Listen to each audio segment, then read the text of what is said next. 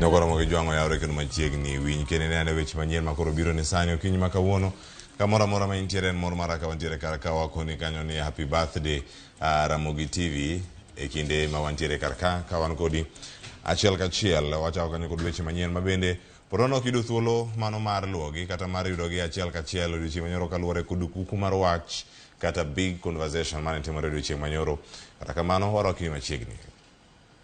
Riwruok mar Azimio koro podho ripot mano mar komiti mane tayo twak e kindgi kod Kenya Kwanza kata odoko ni giwacho ni ripodno ni kod rem mathoth kendo ok otegno kaka negi geno.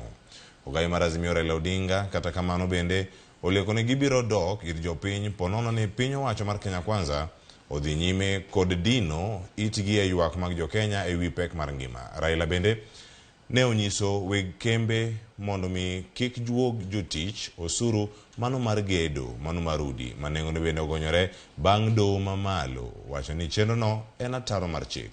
Chris Owino nigi ler mathoth. Ndalo ang'wen bang' komiti mane tayo twak e kind Azimio kod Kenya Kwanza golo ripot margi, riwruok mar Azimio ogolo chung' margi kendo singo mar manyo yore mamoko mag sundo piny owacho mar Kenya Kwanza mondo duok piny pek mar ngima bang' kweth ariyogo rem chopo e winjruok e kinde twak margi. Azimio, however, remains deeply disappointed that the committee was not able to agree on the one fundamental issue on which Kenyans are united across the political divide. The two teams were unable to agree on the need and the means to reduce the cost of living.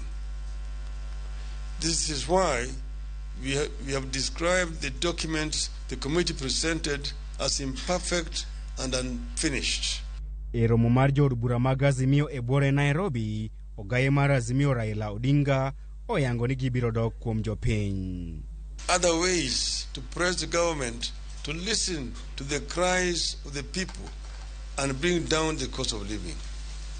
The other ways will include, but will not be limited to, consultations with the people. Raila ochayo piny owacho mar Kenya Kwanza kuom wito kwayo mag Azimio e wi yore mag duoko piny pek mar ngima kaka duoko piny osuru mar VAT ma ijogo mauta kowuok e atamalo 16 nyaka atamalo 8.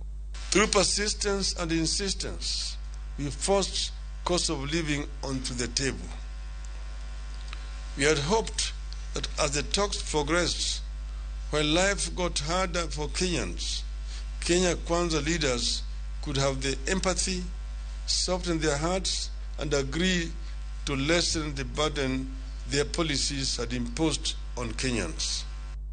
Azimio kata kamano opodho ripot mar twak kagiwacho ni ochiwo thuolo mar chako chenro mag kelo lokruok madwarore e pacho kae kata odoko ni ripot makamano weth.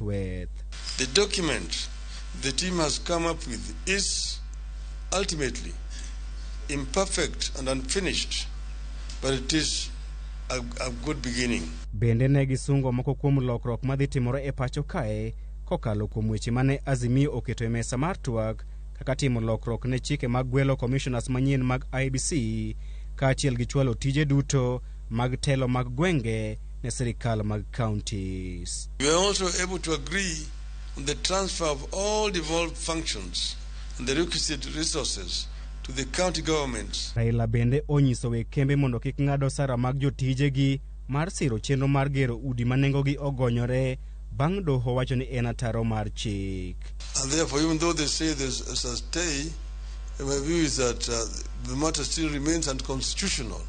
And therefore, I would urge all the employers to immediately stop paying anything, because you'll be acting unconstitutional. Romono kata kamano oko yuore kod jatend duond bura mar NADCO Kenya Martha Karua kod nyawadgi mar DAPK Eugene Wamalwa duto mane okwedo ripot makamano kuom rem e duoko piny pek mar ngima.